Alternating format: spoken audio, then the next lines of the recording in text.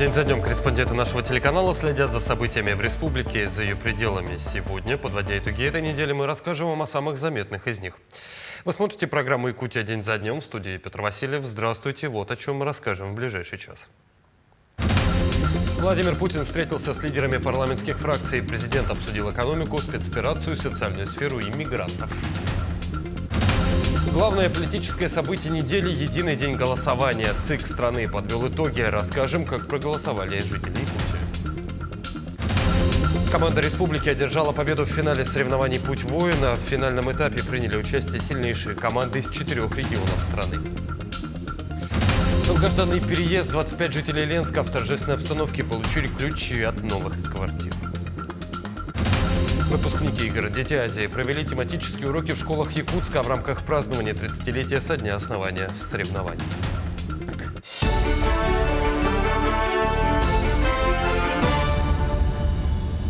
Владимир Путин считает разумными идеи налога на роскошь, но при этом надо не переборщить. Об этом президент сказал накануне в ходе встречи с депутатами Государственной Думы. Путин отметил, денежные средства уходят на приоритетные для России цели – модернизацию оборонно-промышленного комплекса и армии. Президент отказался считать такие расходы пустыми. Деньги, цитата, «не уходят в песок», заключил Путин.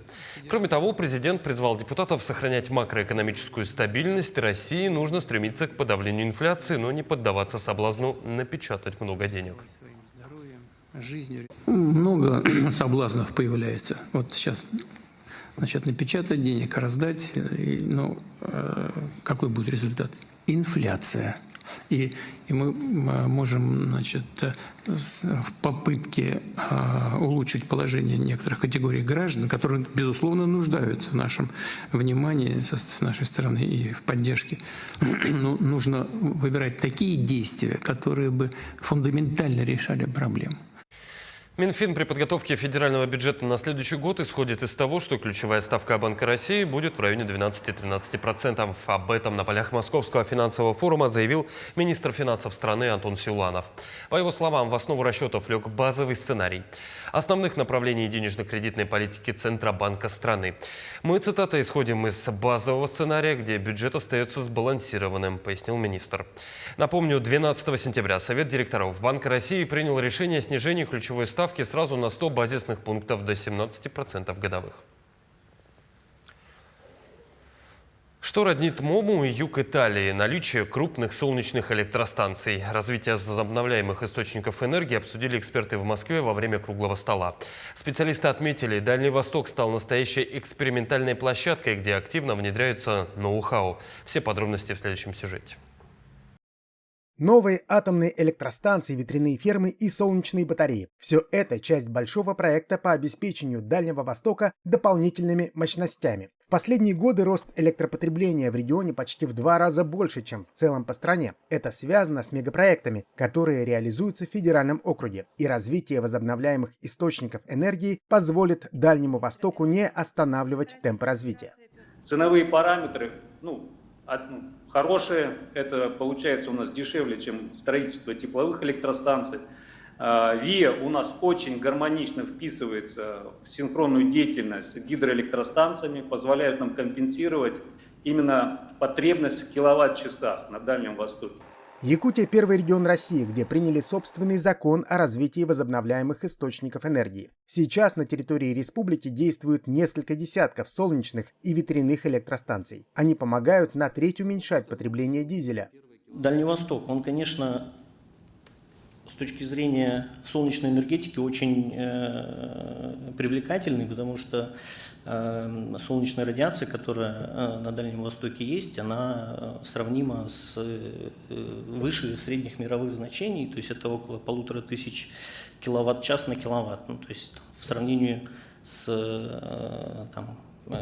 югом Италии это вот примерно такие величины. У Дальнего Востока есть все перспективы стать действительно таким лидером по развитию возобновляемой энергетики и снижению углеродного следа электроэнергии в России. Но, еще раз отмечу, вот этот дополнительный отбор, на наш взгляд, он открывает отличные перспективы для тиражирования этого опыта в других регионах. В этом году было объявлено, что дополнительно на Дальнем Востоке в ближайшее время появится еще 45 проектов с возобновляемыми источниками энергии. А для нашей республики знаковым станет ввод атомной станции малой мощности в Устьянском районе. Он запланирован на 2031 год.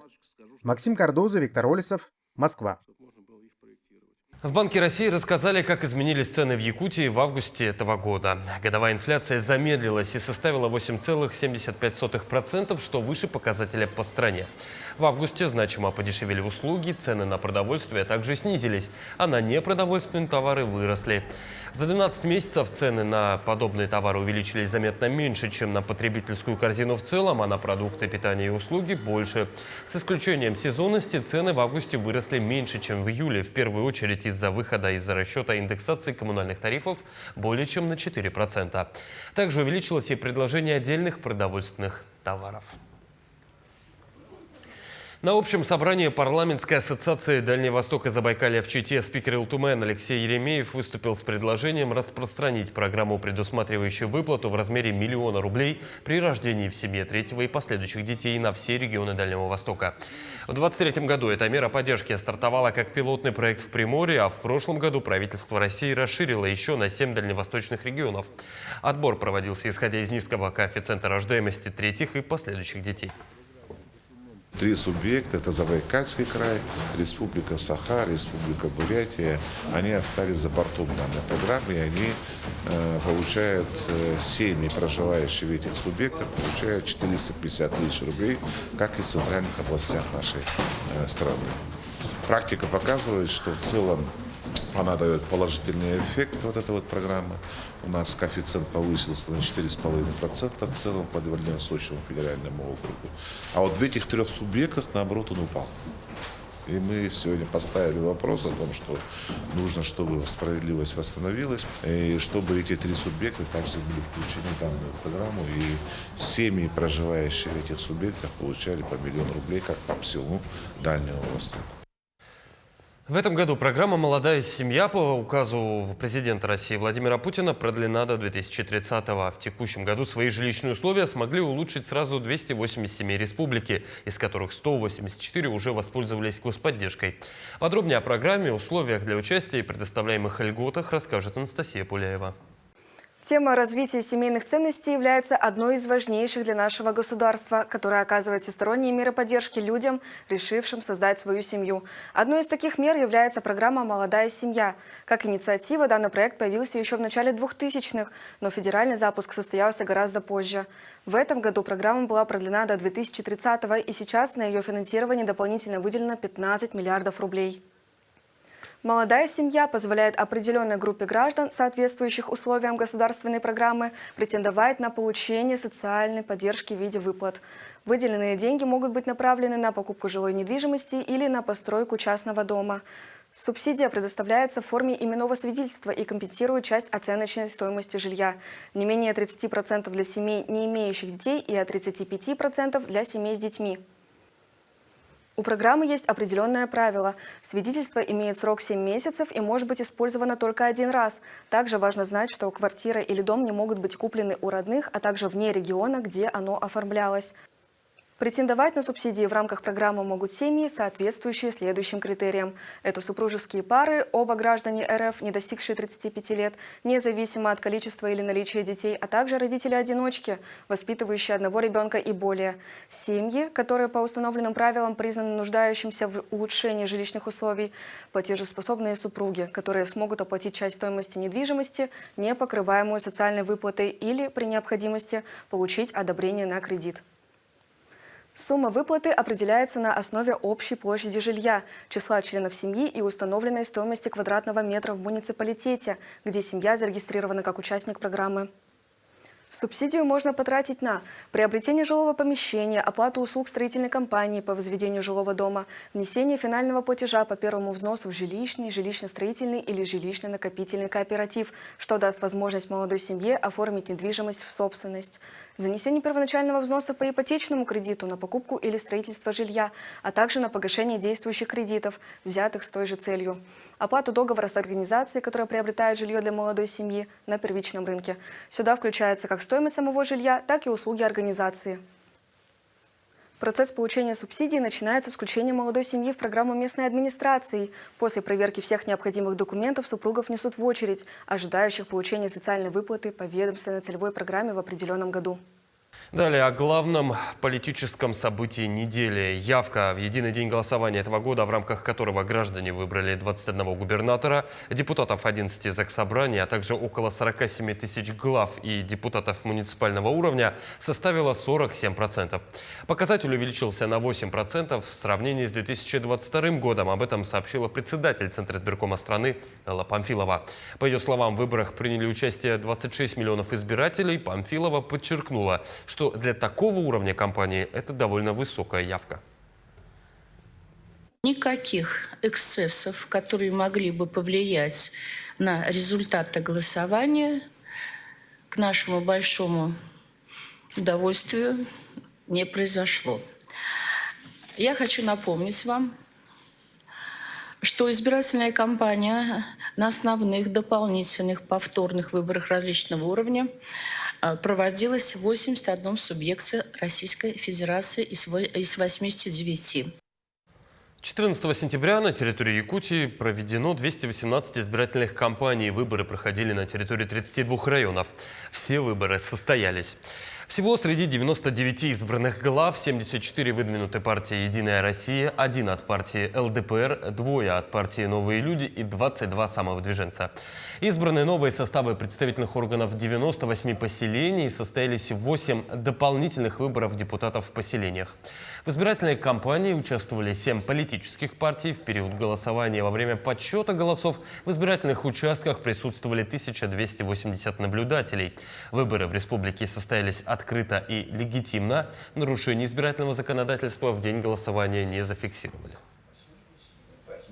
Традиционно в наших сельских районах, где прошли выборы глав районов, у нас впереди оказался Оленёкский национальный район. 65% избирателей, внесенных в список, приняли. Очень конкурентная борьба шла. В Салданском районе 63% явка избирателей мы отметили.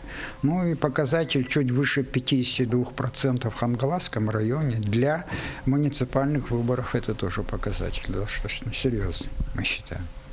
Мы продолжим подводить итоги минувшей недели. После небольшой паузы оставайтесь с нами.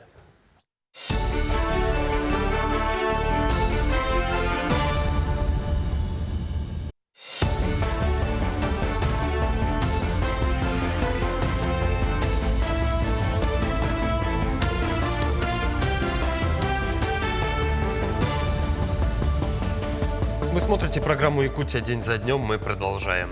Запасникам-добровольцам СВО разрешено получать воинские звания без обязательных военных сборов. Такой законопроект одобрила Госдума 16 сентября в рамках осенней сессии. Чтобы иметь право на получение чина, военный должен отслужить в добровольческих рядах не менее полугода и в настоящее время находиться в запасе. Документ был разработан по поручению президента России и одобрен сразу во втором чтении. При условии его окончательного принятия законопроект вступит в силу через 10 дней после публикации. Бойцам СВО из Якутии продолжается отправка техники, гумпомощи и адресных посылок. По заявке Восточного военного округа готовится поставка беспилотных летательных аппаратов воинским формированиям.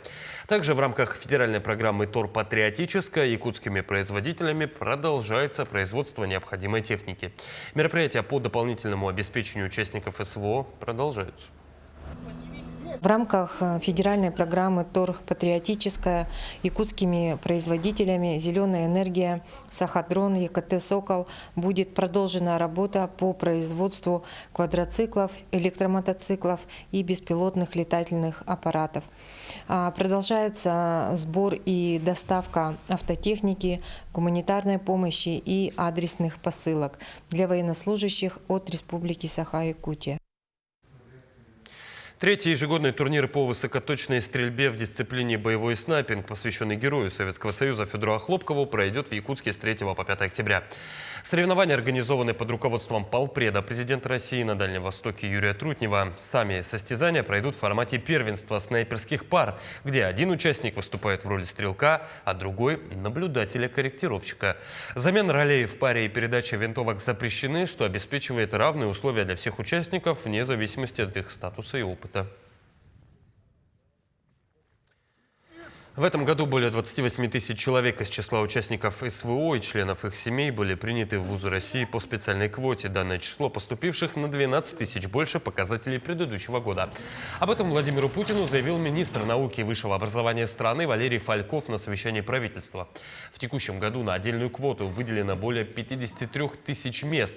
По словам министра, общий объем выделенных для участников СВО мест и их близких является достаточным. Он также напомнил, что установленные нормативные акты обязывают высшие учебные заведения выделять не менее 10% бюджетных мест на данную квоту. Первые военно-тактические соревнования «Путь воина» подошли к концу. В финале сошлись представители якутской команды «Ботур» и тюменского отряда «Соболь». Какие испытания предстояло пройти курсантам региональных центров, расскажет Вероника Таюрская. На пути к финалу отряд «Ботур» в 1-2 вырвал победу у представителей Хабаровского края. А команда «Соболь» в своем полуфинале одолела соперников из Волгоградской области. Первый бой, тот раз, когда состоялся, мы были конкретно посмотрели, свои ошибки устранили, чем надо работать. И ребята, то, что сейчас, когда вчера совещание проводили, разговаривали, ребята очень серьезно они взялись. Финальная битва вышла не менее зрелищной. Команды, зная стратегии своего противника по полуфинальным схваткам, разрабатывали новые тактики. Мы снизу стартовали, мы еще дольше шли. Мы, по сути, наверх поднимались. После верха мы шли направо. Лэп переходили опять же. И там же пустили дрон и смотрели по местности, где противник находится. После дроном обнаружили противников. Якутская команда выработала стратегию разведка боем. Так «Ботуры» отправили 2 участников, что называется, на обмен. После чего, узнав местоположение тюменцев, нанесли решающие удары. Отработали достаточно плохо, несмотря на то, что было слаживание.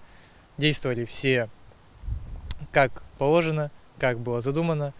Это все вылилось в результат, что у противника осталось всего лишь 2 человека в строю. В основном это заслуга, конечно, тех, кто обходил слева, нашего доблестного ДРГ.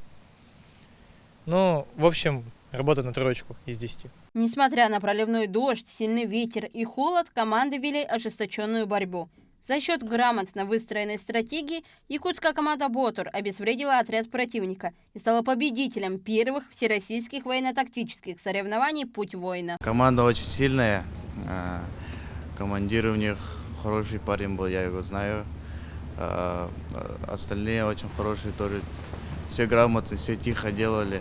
И даже за спиной за нас оказались. Мы это вообще не ожидали никак. И сразу 4 забрали. Команды показали выносливость, нестандартное мышление, оперативность принятия решений и, конечно же, слаженность работы. Участники соревнований доказали, что могут с гордостью носить звание курсантов Центра войн. Вероника Таюрская, Виктор Дьячковский, Якутск.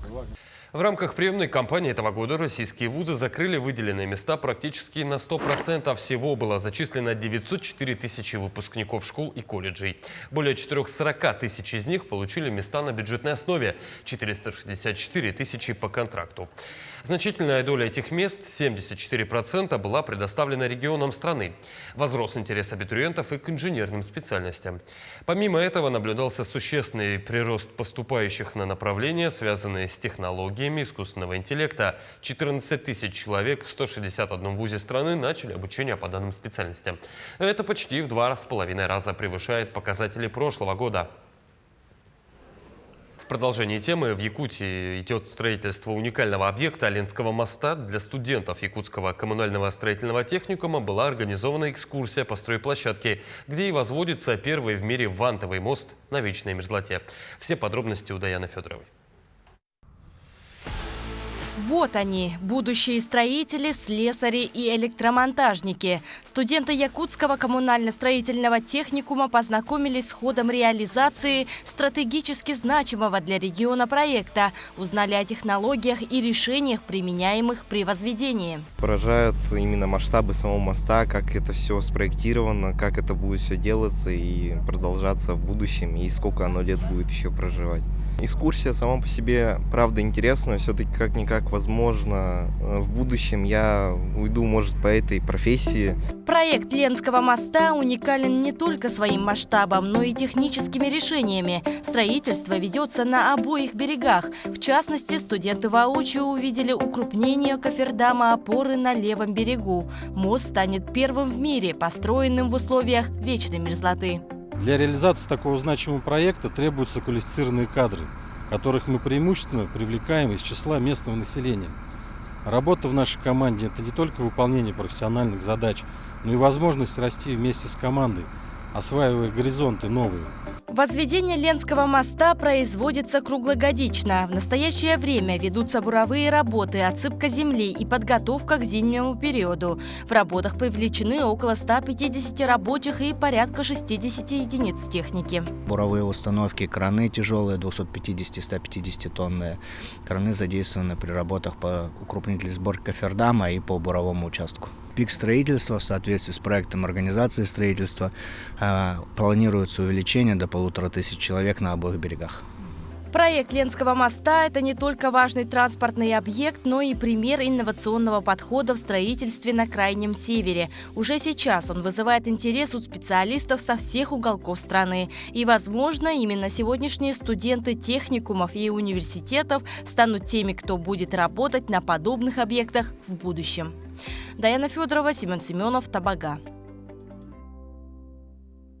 Молодые кадры на страже здоровья новоиспеченных специалистов посвятили в профессию Якутской республиканской клинической больницы. В этом году трудовой путь здесь начали 40 человек, только закончивших обучение.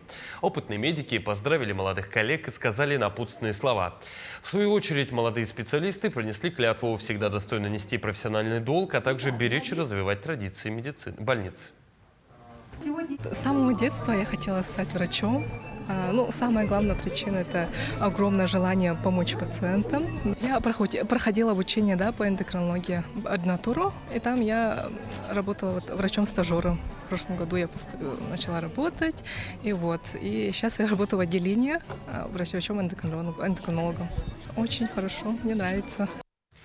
Во Владивостоке открылся первый региональный филиал Национального центра «Россия». Событие без преувеличения знаковое для всего Дальнего Востока. Новый центр расположился в самом сердце города, в здании бывшего океанариума и создан по распоряжению президента страны Владимира Путина. Подробнее о центре расскажет Лиана Осипова. Официальным днем запуска центра считается 4 сентября. Именно тогда с визитом сюда прибыл президент России Владимир Путин. Уже на следующий день двери распахнулись для горожан и гостей Владивостока. За это время пространство успели посетить около 5000 человек. Сегодня здесь работают 40 сотрудников, действует 26 экспозиций, а в память о прошлом здании океанариума сохранился главный большой аквариум. В нем живет осетр по имени Петр. Мы запускаем на базе Национального центра школу юного экскурсовода. Это для наших самых маленьких посетителей. У нас здесь будут действовать постоянные встречи с интересными личностями. Каждую неделю у нас происходит встреча с интересной личностью для школьников. На следующей неделе будет пилот команды «Лада Рейсинг». Будут там и министры, будут и журналисты интересные, будут и работники культуры. То есть все это будет проходить в Национальном центре. Естественно, и крупные событийные мероприятия мы уделяем большую часть им. Большой календарь событий, который сейчас до конца 2025 года. В Национальном центре России все экспозиции представлены в интерактивном формате. На мой взгляд, самое интересное является экспозиция, где можно нарисовать город будущего, а именно город Владивосток.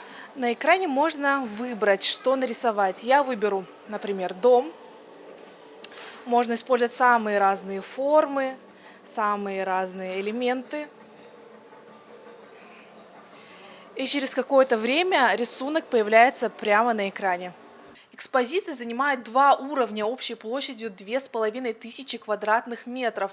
Первый этаж знакомит с богатствами, природным потенциалом Приморья, уникальными заповедниками, красотами региона и культурой коренных малочисленных народов. Второй этаж отражает настоящее и будущее: агропромышленный комплекс, транспортные и логистические проекты, образовательные инициативы и культурную жизнь города.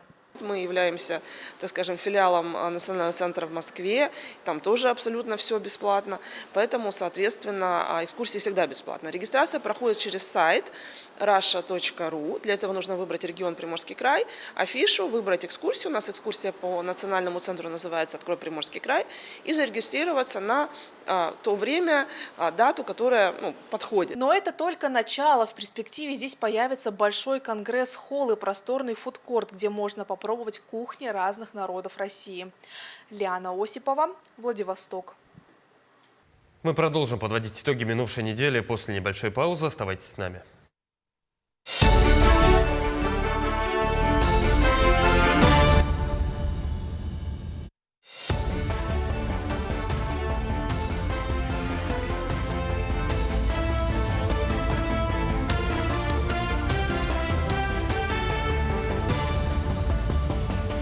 Это итоги недели, мы продолжаем. Долгожданный переезд. 25 жителей Ленска в торжественной обстановке получили ключи от новых квартир по республиканской региональной программе переселения из ветхого и аварийного жилья. Новый дом оснащен современными коммуникациями и инженерными сетями. Тему продолжат наши коллеги. В руках Валентины Самойловой ключи от новой квартиры. Переезд долгожданный. Дом, в котором раньше жила женщина, признали аварийным в 2017 году. Теперь о тяготах жизни в ветхом жилье можно забыть. Вместе с супругом женщина думает о расстановке мебели на новом месте. Мы планируем здесь кухню с залой. Сегодня для нас такое волнительное, радостное событие. Мы получили квартиру на 4-м этаже. Двухкомнатная квартира. Раньше мы проживали в Мухтуе на Фурманова. Ветхое жилье аварийное. Когда планируете уже переезжать? Завтра. В ближайшее время, в самое ближайшее время. Жилые помещения отвечают современным стандартам качества и комфорта. Выполнен ремонт, установлена сантехника и электроплиты. Новоселы довольны, квартиры хорошие. Многие получили даже больше квадратных метров, чем были в собственности ранее. Радует и инфраструктура. Дом находится в центре города. В шаговой доступности магазины, школа, детский сад. Во дворе все предусмотрено для развлечения детей. Посмотрите, спортивная площадка, да, оснащена, то есть детская площадка. То есть все для нас, для наших детей. То есть особенно у кого маленькие дети, не будут по чужим дворам бегать. То есть вот они под контролем здесь. Мне очень понравилось благоустройство вокруг дома, тротуары. Там еще все засадим, все красиво будет. Переселение жителей с различных микрорайонов города в 9-этажный 118-квартирный дом позволило ликвидировать сотни квадратных метров жилплощади в аварийных домах, в которых проживали по 2, а то и одной семье. Новое здание оснащено современными коммуникациями и инженерными системами. А помимо квартир мы передаем еще объекты благоустройства, новые тепловые, водосети, новые электросети, то есть весь этот комплекс будет подключен ко всем новым коммуникациям. Вопросы расселения граждан из аварийного жилья в Ленске удается решать благодаря нацпроекту «Инфраструктура для жизни». Я хочу сегодня поблагодарить федеральные и республиканские органы власти за ту помощь, которую они оказывают, потому что никогда в жизни мы сами своими силами не смогли бы строить такие дома, такую красоту в нашем городе организовывать. В Ленске в этом году запланировано сдать 4 9-этажных дома. Так успешно завершится второй этап 6-летней программы по переселению граждан из аварийного и ветхого жилья. Светлана Балеева, Алексей Семенов, Ленск. С начала учебного года эпидобстановка на территории Нерюнгринского района ухудшилась. По заболеваемости ОРВИ за минувшую неделю заболеваемость возросла более чем в 2 раза. В школьной и возрастной категории заболеваемость превысила эпидпороги сразу на 50%. Ухудшение ситуации в первую очередь связывают с формированием коллективов, а также несоблюдением формы одежды для надлежащего теплового комфорта. В образовательных учреждениях вводят дополнительные противоэпидемические мероприятия, также начата и прививочная кампания. Безопасность детей превыше всего. С наступлением осени ГИБДД начало проводить усиленные рейды на дорогах Якутска. В особенности сотрудниками службы проверяются водители с детьми до 7 лет, перевозка которых в автомобиле разрешена строго с использованием автокресла. Подробности у Тимура Колмогорова. С середины лета этого года ПДД был дополнен термином «детская удерживающая система». Он четко обозначает значение устройства детского кресла и полностью исключает заменители кресел, которыми часто пользовались водители ввиду его дешевизны. Теперь официально запрещено использовать любые фиксаторы, накладки, треугольники, лямки и заменители кресел. Если раньше таковые продавались как допущенные, то теперь за них штраф такой же, как за отсутствие автокресла. Теперь разрешено только одно – это детское удерживающее устройство. По возрасту автолюльки, автокресла и бустеры сертифицированные и соответствующие росту и весу ребенка. В связи с этим и не только рейды сотрудников ГАИ участились. Они проводятся с раннего утра неподалеку от детских садов, а также на оживленных дорогах. За последние выходные на территории республики было зафиксировано 30 случаев нарушения правил перевозки детей. Ребенок без детского удерживающего устройства, допустим, просто сидит на сиденье, пристегнутый, то ремень он все равно не удержит ребенка во время ДТП. Ребенок может просто получить серьезные повреждения какие-нибудь. В плане этого все строго сейчас. За время рейда на пути в сторону Чучур-Мурана сотрудниками ГАИ значительных правонарушений выявлено не было. Все родители имели тот или иной вид автокресла. У меня, получается, ребенок сейчас 6-летний, и у нас уже второе автокресло. Сначала же маленькое, а потом ребенок сейчас уже большой, поэтому уже уклон на немножко на больший возраст. Там и ребенок и спит, и сидит, и удобно ему, комфортно. Вначале же ребенок вот так же сидит, вместе с автокреслом, а сейчас он уже вырос, потому немножко и кресло с ним вместе тоже растет. Для нарушителей ПДД, у которых дети не пристегнуты на специальном автокресле, предусмотрен административный штраф. 3000 рублей для родителей и родственников, 25 тысяч для должностных и 100 тысяч рублей для юридических лиц. Тимур Колмогоров, Айлита Махно, Якутск. Недропользователи Якутии присоединились к экологическому проекту «Зеленый четверг». Акция, организованная Министерством экологии и природопользования лесного хозяйства республики, объединила сразу 87 человек. Вместе с «Зеленым четвергом» прошла и акция «Сохраним лес». Мероприятия направлены на восстановление лесов после пожаров. В этот раз было высажено 500 саженцев обыкновенной сосны на территории гектара. Отмечу, все деревья выращены в якутских лесопитомниках. Это мероприятие проводим уже 6-й раз, да, и за время таких акций посажено более 30 тысяч саженцев. Саженцы, они выкопаны от линейных объектов Якутэнерго и других энергетиков, да, структур энергетического комплекса республики. В самом сердце Якутской Арктики, Нижнеколымском районе, прошла уникальная экспедиция «Медвежьи острова». Маршрут, идущий по следам одного из самых могучих хищников планеты, начался в поселке Черский и протянулся вдоль реки Колымы на 100 километров к берегам Северного Ледовитого океана. Мы получили уникальные кадры от наших коллег. Подробности у Скалона Семенова. Участники экспедиции, включая главу Республики Саха-Якутия Айсена Сергеевича Николаева, отправились в путь на вертолете. Из окон железной птицы открывались потрясающие виды бескрайних северных просторов. Внимание команды было приковано не к красоте природы, а к наблюдению происходящего на Земле. Для этого используются разные виды техники, связи, оптики и быстрого реагирования. В люке вертолета были установлены 5 видеофотокамер. Методы каждый год совершенствуются и обновляются. Методом цифровой техники, да, с использованием искусственного интеллекта, это дает более качественные и количественные показатели численности белого медведя. Допустим, если сотрудники определяют и увидят медведей, в 2024 году насчитали около порядка 70 единиц, да, то с помощью цифровой техники количество их увеличилось до 127 единиц. Примерно через час команда приземлилась в Амбарчике, место с богатой и непростой историей. В прошлом здесь была каторга, а сегодня установлен памятный крест.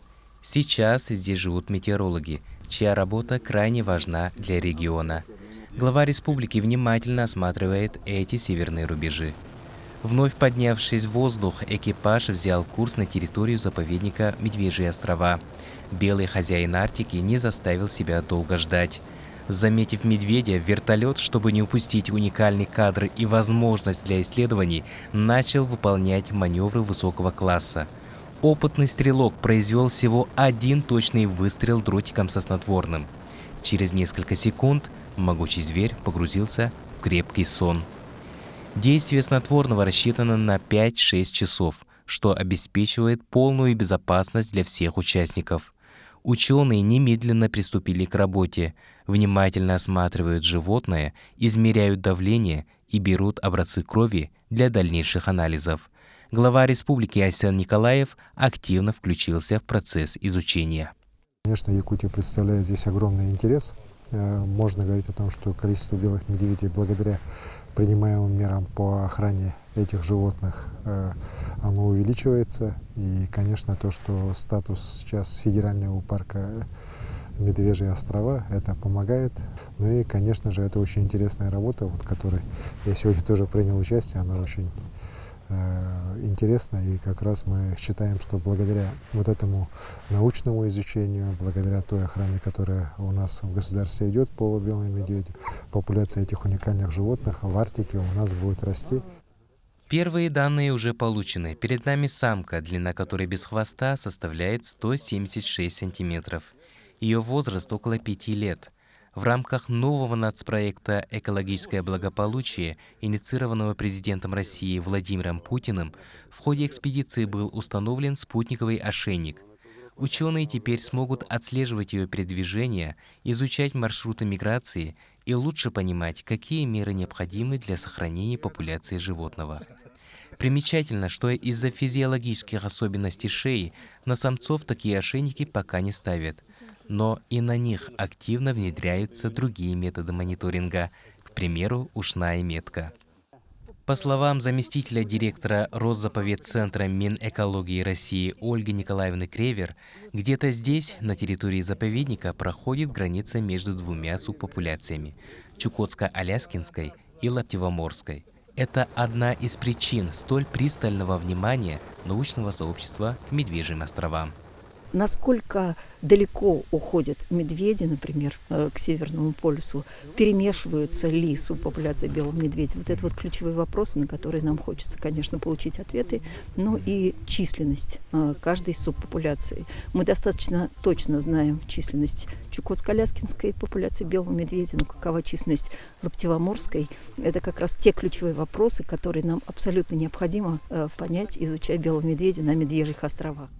В ходе этой исторической миссии участники экспедиции предложили дать имя медведице главе республики.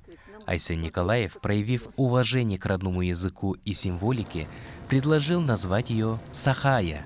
Таким образом, медведица Сахая будет олицетворять собой связь науки, культуры и уникальной природы Якутии. Асклон Семенов, Андрей Рукавишников, Медвежьи острова, Нижнеколымский район. Мы продолжим подводить итоги недели после небольшой паузы. Оставайтесь с нами.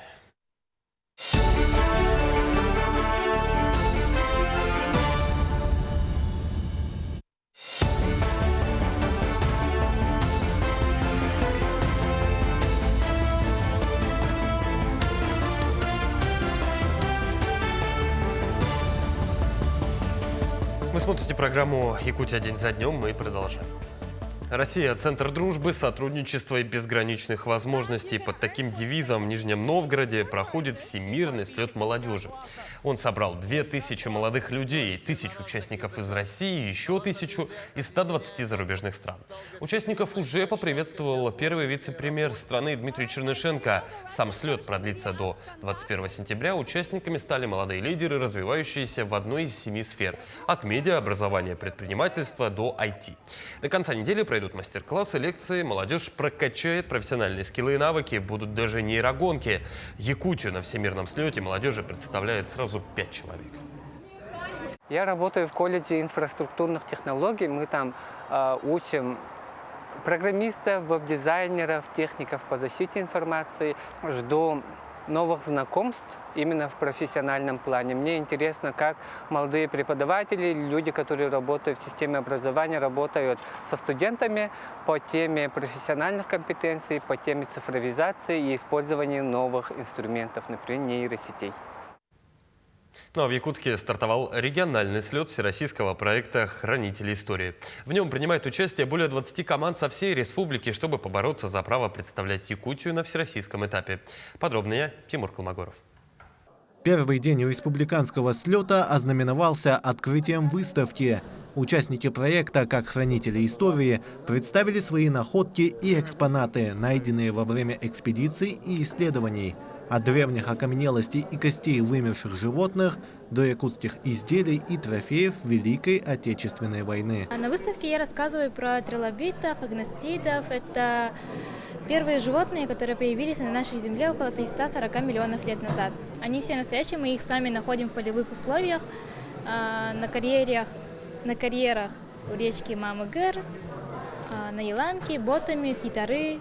Эта работа очень интересная, мне саму это очень привлекает. Я хожу с удовольствием в эти экспедиции, потому что я помогаю своей экологии, показываю детям, что у нас на нашей земле очень много находок, ископаемых. Событие еще более значимое, ведь в рамках слета прошло посвящение более 200 новых ребят в хранители истории. Сейчас же в республике их насчитывается уже более 1500 человек. Это более 100 отрядов. Одна из них, Дарья Фатеева, в прошлом году была в составе сборной Якутии, которая представила ее на втором всероссийском слете. Хранителем может быть каждый, кто заинтересован в сохранении истории нашей страны. Это очень, на самом деле, почетное звание, скажем так. И я думаю, что мне помогло стать хранителем истории то, что у меня очень сильно этим интересуется отец. И он во мне как раз-таки вложил эти навыки сохранения истории и вообще любви к прошлому, любви к тому, с чего все начиналось. Я стараюсь другим детям, другим ребятам, участникам проекта тоже передать свою любовь к истории, чтобы они интересовались им и были вовлечены.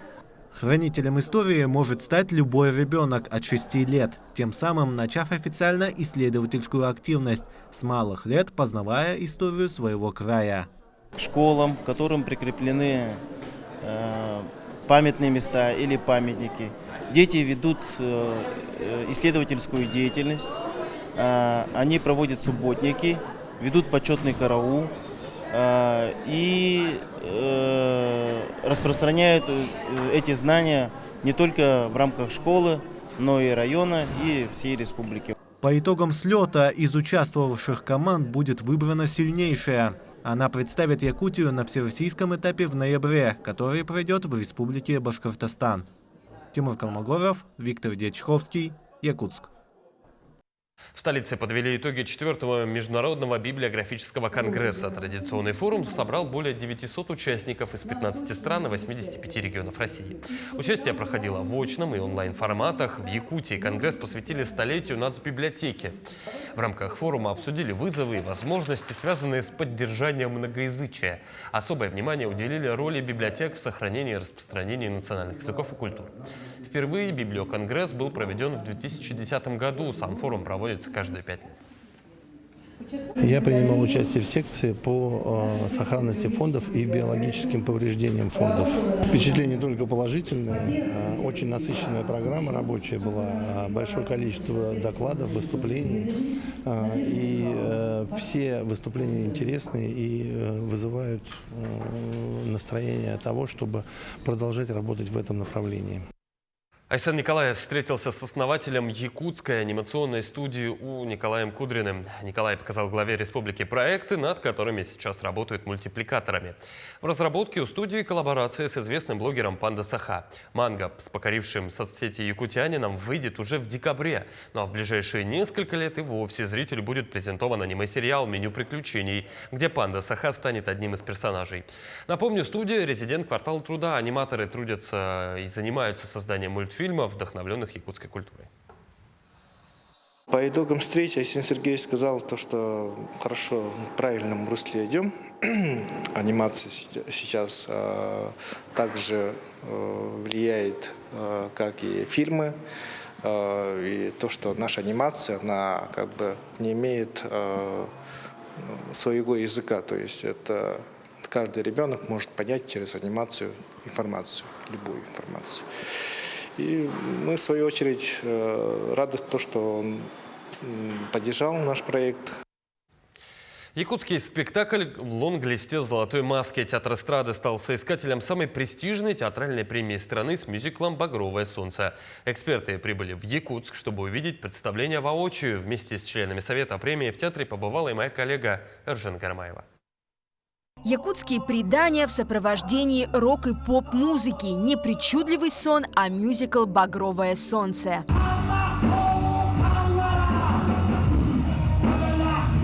Главная героиня Туллук отправляется в путешествие, чтобы освободить родителей из заточения враждебного племени. В нелегком пути девушка отдает дань уважения якутской природе, а стихии помогают ей в ответ. Я играю Аллукмаз, святое дерево, подсказываю ей путь, благословляю ее, она меня кормит, как мы кормим священные места. Сюжет полусказки, полулегенды родился у автора Любови Готовцевой во сне. Пожалуй, поэтому мюзикл по-хорошему чудаковатый и волшебный, что делает его интересным еще и для детей. Любовь надеется, что ее персонажи в особенности полюбят самые маленькие зрители.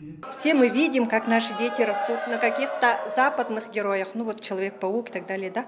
А ведь у нас есть свои герои, очень не хуже, даже ярче и лучше, и которые ближе. Яркости героям действительно не занимать. Посмотрите на антагониста мюзикла, ожившую куклу Харисхану. Несмотря на довольно пугающий внешний вид, она не отталкивает, а привлекает харизмой.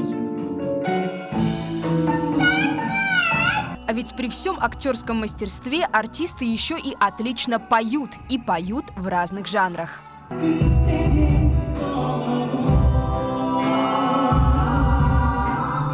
Это один из самых ответственных показов мюзикла, ведь сегодня в зале присутствуют эксперты «Золотой маски». Они и решат, станет ли «Багровое солнце» номинантом премии. Вот с 12 театрами мы будем соревноваться. Среди них есть такие постановки, прям как Александр Невский, Анна Каренина, «Капитанская дочка», «Мертвые души», «Парфюмер». Среди всех претендентов спектаклей классических «Багровое солнце» выгодно отличается этникой. К такому мнению приходят и сами эксперты. Сам по себе спектакль, как мне кажется, был выбран экспертным советом, и он прошел в соискатели именно потому, что здесь отражается культура республики, здесь сохраняется история, это сюжет, который связан с язычеством республики Саха. Войдет ли мюзикл в шорт-лист, узнаем в январе следующего года. Но в любом случае якутский зритель может погрузиться в мир родной культуры в театре эстрады. Эржена Гармаева, Нюргун Старостин, Якутск. Ну а в Алдании в эти дни проходит третий этап всероссийских соревнований по самбо. В нем принимают участие юные спортсмены 9-11 годов рождения из Забайкалья, Амурской и Иркутской областей, а также из Республики Бурятия и Республики Саха. Третий этап сезона – это новая возможность для ребят проверить свои силы, встретиться с сильнейшими соперниками. Напомню, первые два этапа прошли в Улан-Удэ и Иркутске. Четвертый, заключительный этап лока-самбо пройдет до конца года в Хабаровске. Ребята все подготовлены. После летних каникул это первые крупные соревнования в нашей республике. Ребята показывают неплохую борьбу, хорошую технику. Многие были летом на сборах, поэтому они уже готовы к этим соревнованиям. После третьего этапа в городе Алдан будет проводиться финальный этап в городе Хабаровск. Инициатором были Всероссийская федерация самбо и Российские железные дороги. Выпускники игр «Дети Азии» провели тематические уроки в школах Якутска в рамках празднования 30-летия со дня основания соревнований. Одно ознаменовано подписанием указа о проведении игр первым президентом республики Михаилом Николаевым 19 сентября 1995 года. В школе номер 40 состоялась встреча учеников с особенным гостем. Подробности у Даяны Федоровой. Казалось бы, обычный урок физкультуры для учащихся 40-й школы. Но на этот раз учителем выступила выдающаяся спортсменка Розалина Кириллина, серебряный призер Кубка мира, обладательница Кубка Европы 2016 года по стрельбе из лука и выпускница игр «Дети Азии», рассказала, как это событие стало важным этапом в ее спортивной карьере. Также она провела для школьников разминку и серию упражнений. Я лучница сама, и чтобы развить меткость, взяла такую игру. В стаканчик они должны попасть мячиком. И, в общем, эти все упражнения, этапы веселого старта направлены на всеобщее оздоровление детей и на скорость, ловкость, меткость. Ну а для учеников среднего звена президент Международного комитета игр рассказал об истории развития, как соревнования стали трамплином для карьеры многих всемирно известных спортсменов и много интересных фактов. Дети Азии, то, что я знаю о них, это то, что им уже исполняется 30 лет. На данном соревновании каждые 4 года множество спортсменов из разных стран приезжают на соревнования. Сегодня я на уроке послушал, мне было очень интересно, мне очень понравилось. Всего тематические уроки охватили около 100 школ Якутии. Более 6000 учащихся прикоснулись к истории зарождения главного спортивного проекта республики. 30 лет назад первый президент республики Михаил Ефимович Николаев, подписав указ, я думаю, что даже сторонники и его команда не могли представить, что через 30 лет проект достигнет таких масштабов. И сегодня игры «Дети Азии» знают далеко за пределами республики. Игры «Дети Азии» были организованы в 1996 году, и с тех пор они открыли путь многим спортсменам к большим достижениям. Спустя 30 лет игры остаются значимой вехой на пути к поддержке молодых талантов. Даяна Федорова, Семен Семенов, Якутск. Такое видели минувшую неделю наши корреспонденты, но я с вами прощаюсь. До встречи.